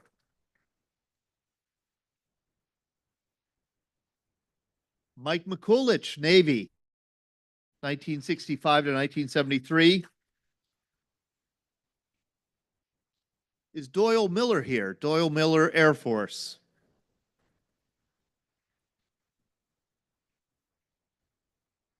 Tom Model, Army.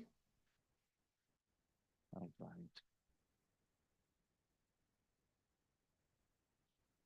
John Naspinski. John Naspinski.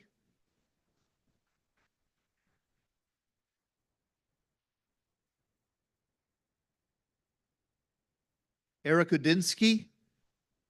Eric Udinsky.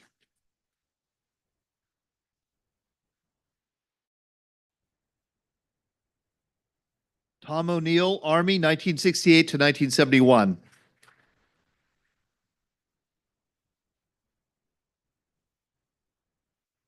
Kay Osborne was an Army WAC, 1972 to 1976. And then just the regular Army, 1987 to 1995. Ron Papek, back there with Animal Friends, Air Force, Vietnam.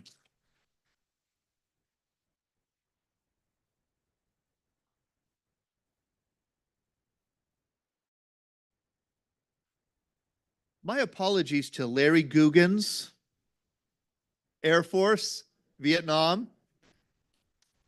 I skipped you.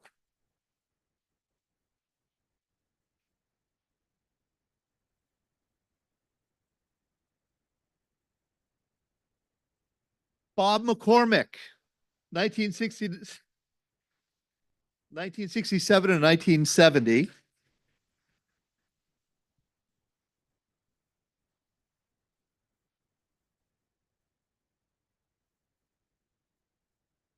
John Kroll, 25th Infantry Division, Vietnam.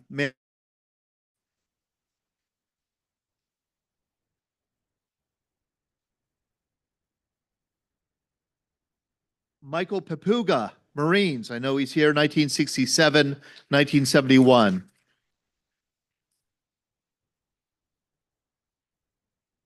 Lori Pearl was an American Red Cross donut dolly.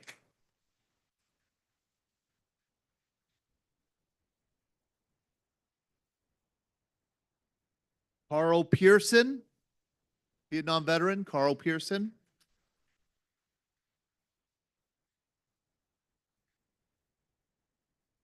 Eli Page. Eli, come on up and be. He was Army, 1950s and 1960s.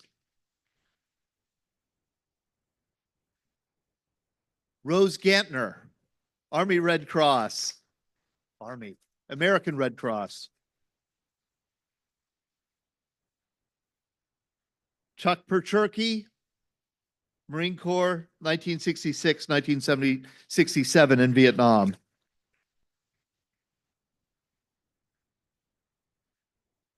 Michael Pueller, Air Force, 1970, 1974.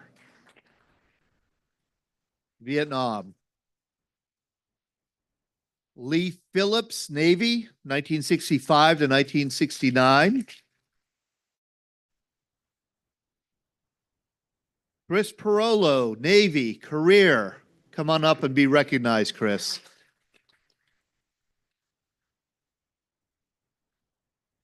Joe Podolinsky, Army, 34 years in the Army. Joe Podolinsky, please come on up.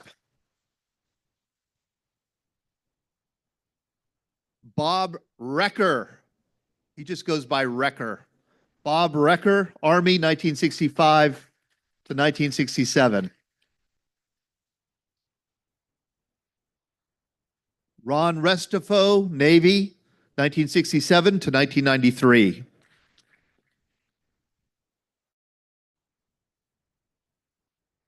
Chad Riddle, Navy. I learned a lot about the Navy from Chad Riddle, 1971 to 1974. Jim Roberts, Army. Matt Team, Lieutenant, 1969 to 1971. Ken Rozicki was in the Army, and he was an Army dentist in Vietnam, 1967 and 1969. David Rue was in the Army, 1968 to 1969. David?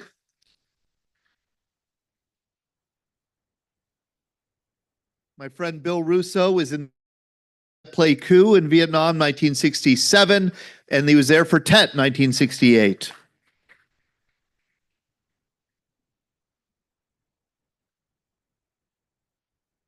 Peter Saxman was in the Navy, 1963 to 1969.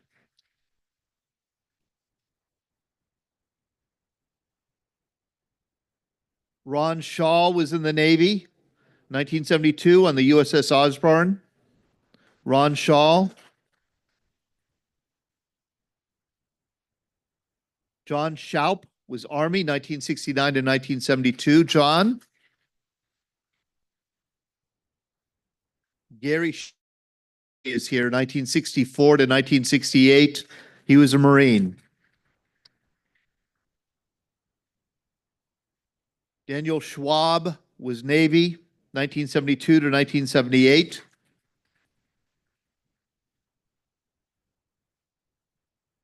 George Shelley was Air Force, 1967 and 1971.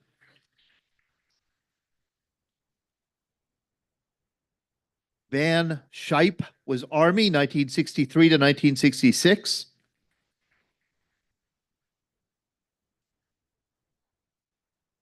Dick Silk was Army, 1965 to 1967.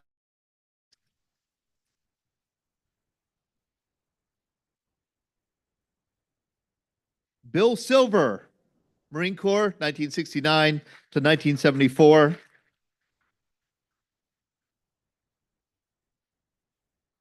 Tony Pilato, Marine Corps, 1967 to 1970.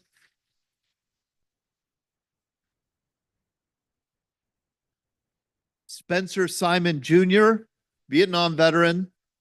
Spencer here today. Spencer Simon. James Smith, Navy, 1970 to 1973.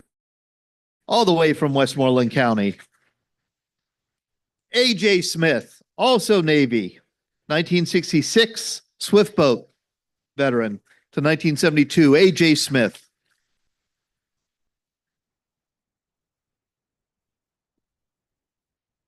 Bob Smith was on the USS Franklin Delano Roosevelt aircraft carrier and Intrepid.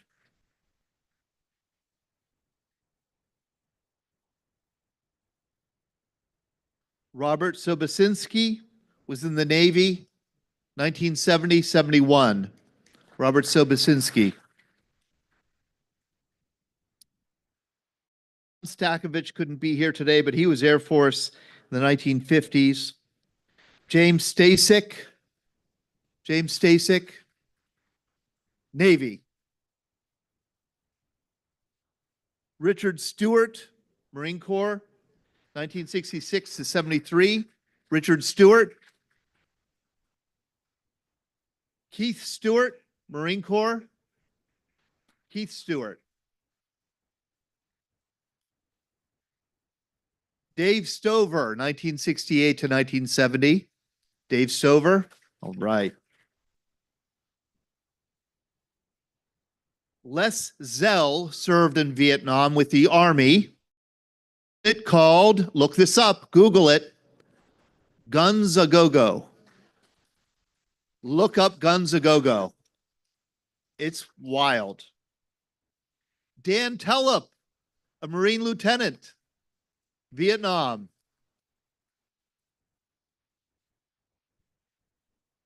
Darnell Thompson. Darnell Thompson. Bruce Unks. Is Bruce here? Army. Bruce, come up and be recognized. Thank you for coming. Harry Van Riper, 5th Infantry Regiment, 25th Infantry Division. We featured Harry on the cover of BBC magazine in the past. Patrick Healy. Patrick Healy served in the Marine Corps from 1968 to 1981, and he was in Vietnam 1969 to 1970.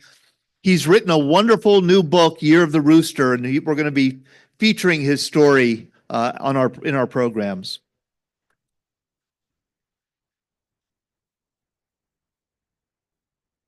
On behalf of Marine Jim Mullen, who Marine Corps Vietnam Purple Heart recipient, we have his widow, Carmela Mullen.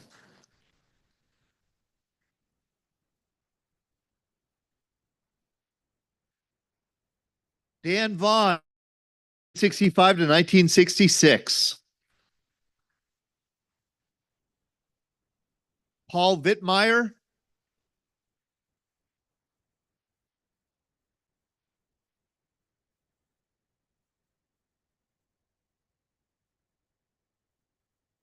I'm trying to read Paul's hat. Paul, what branch of service? He was Army. You were airborne, 173rd Airborne. Whoa, Sky Soldier.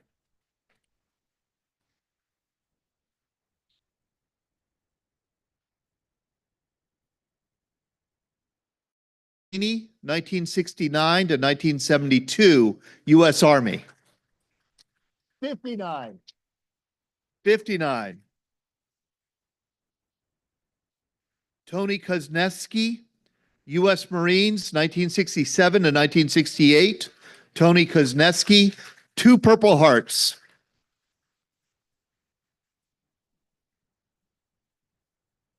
Rick Weber was a company commander in the 101st Airborne Division in Vietnam. Rick Weber.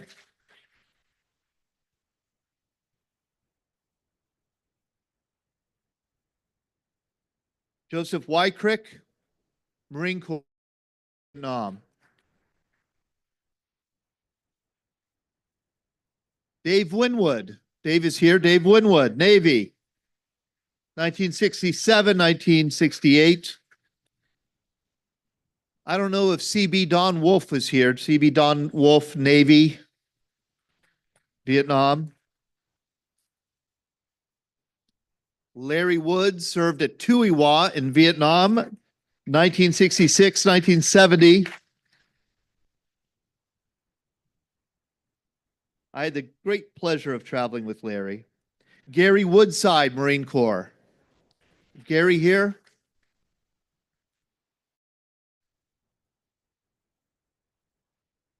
Ron Worstel served in the Big Red One, the 1st Infantry Division in Vietnam in the Army.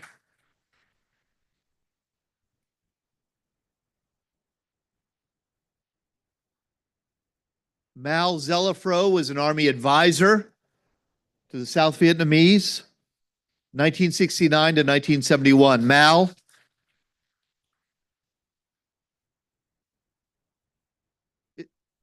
Is Ed Zirkle here? Ed Zirkle, Army, 1969 to 1970.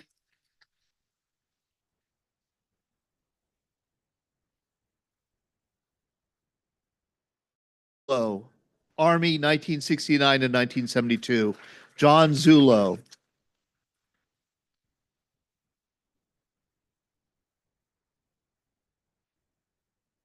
Anthony Conti was killed at Pleiku, July 15th, 1968. He was Army.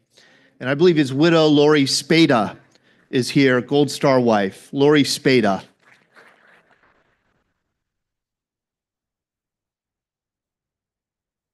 If there's anybody else who served between 1955 and 1975 whose name I did not call, please come up now and would like to recognize you.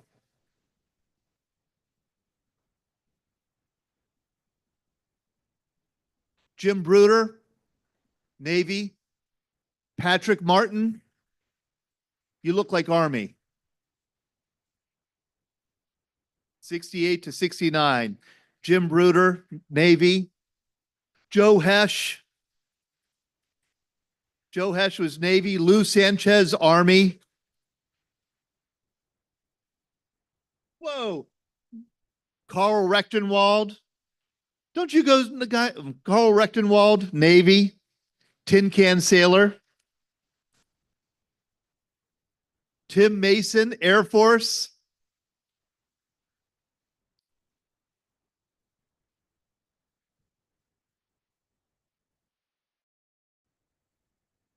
Dean Bearkin, Army.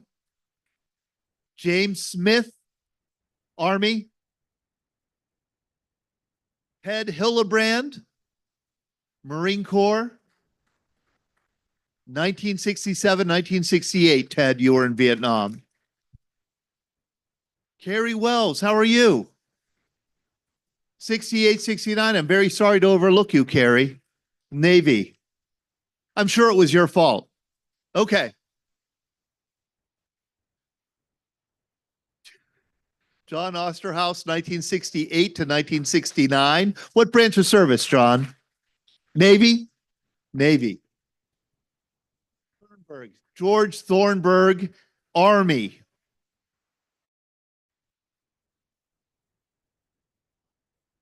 My apologies for missing several of our veterans here in the roll call. Let's give all our veterans a round of applause.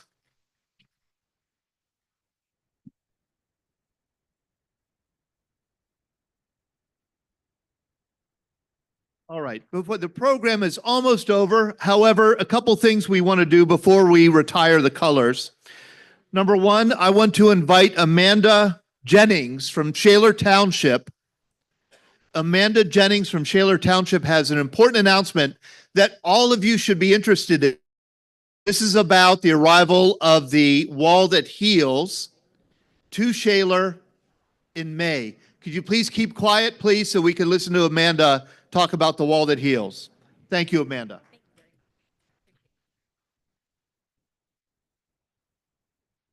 Good afternoon, everyone. My name is Amanda Jennings. Got it? Hey, quiet in the back. Thank you. My name is Amanda Jennings. I'm from the Township of Shaler. I'm the finance director. I'm here with the assistant manager, Judy Cording, and also with the director of the Shaler North Hills Library, Sharon McCrae, and Elaine and Amy are also here. Are so honored to announce that Shaler Township has been selected as a host site for the Wall That Heals over Memorial Day weekend. This is the 3/4 scale replica of the Vietnam Veterans Memorial in Washington, D.C. It's an exact replica, and it is the only one that was founded and is supported by the Vietnam Veterans Memorial Fund. So we will have that in Shaler Township on Memorial Day weekend. It's going to be at Anderson Field, which is part of the Shaler Area School District property. We will be welcoming the wall home on Wednesday, May 21st. The route has not yet been, we can't announce that yet, but as soon as the Vietnam Veterans Memorial Fund approves it, we will be publishing that. We are asking for everyone to come out and welcome the wall and give our veterans the welcome home that they deserve, that they did not get, that we want to make sure that we honor that. We will also have a welcome home ceremony on Friday at 2 p.m. We have a great program of speakers. We're very excited, and we would invite everyone here to come to the ceremony, to be a part of that and to be recognized.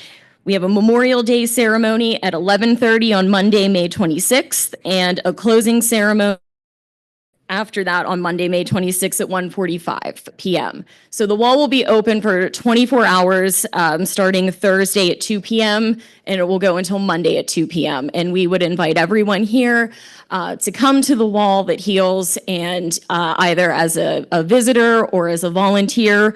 We are seeking volunteers to help with the setup and tear down.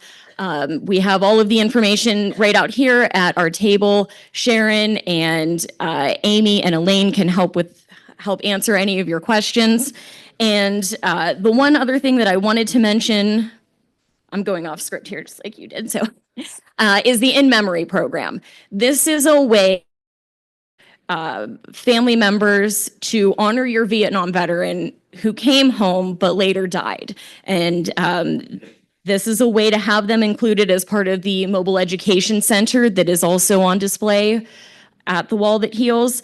There's a form to fill out. There's a couple of requirements, and all of the information is available on our website, and you can sign up for that by April 22nd to have your loved one included as part of the Mobile Education Center. So we have a lot of really great information.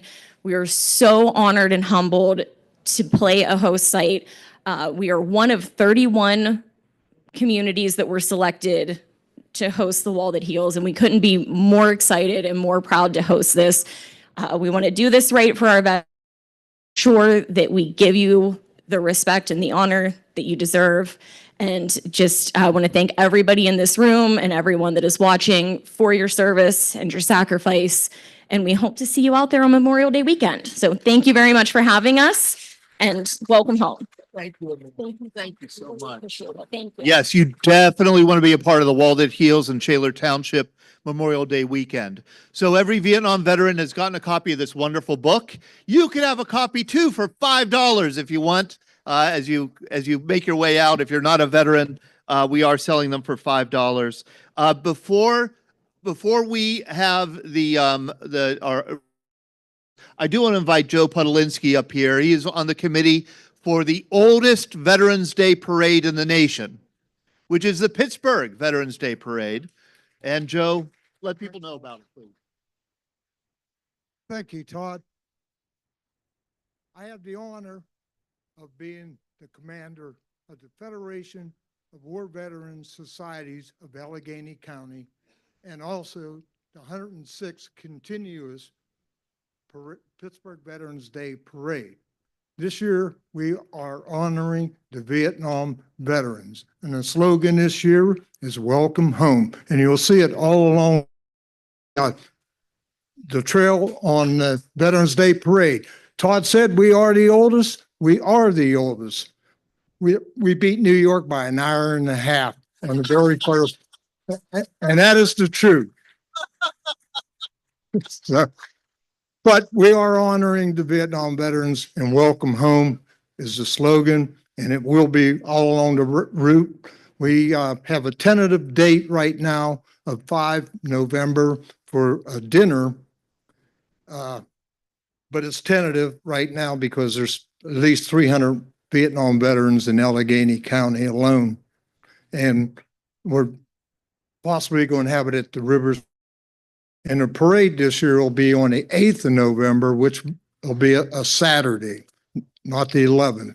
So mark your calendars the 8th and hope, Lord willing, we get confirmation. We've already had 3 meetings. It takes almost 12 months out of the year to organize this parade.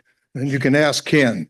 Ken was our commander last year, and so I just want to thank you for listening up. So Thanks. Thank you, Joe. Thank you, Joe. Thank you very much. We're going to retreat the colors, but I do want to say after the program is over, after the colors are retreated, we are 50 and the other raffle tickets. So after we're done with the program, there'll be a last call for 50-50. You could raise your hand. Becky Nyron, Gold Star wife, has generously offered, I kind of made her, sell the 50-50. And you could just raise your hand after we retreat the colors and she'll come and sell them to you. Then we'll pull the numbers. All right, VVI Honor Guard, please.